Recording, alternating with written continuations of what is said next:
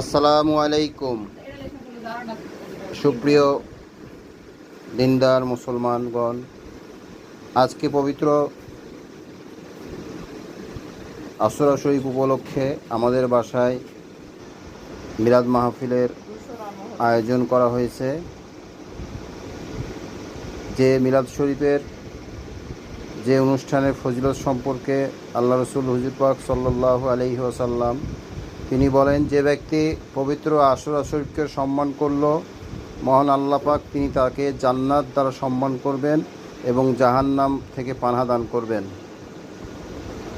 সেই মোবারক মাহফিলের আয়োজন আজকে আমাদের বাড়িতে হচ্ছে।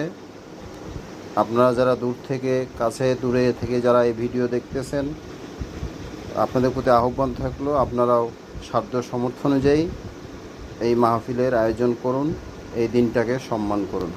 ধন্যবাদ।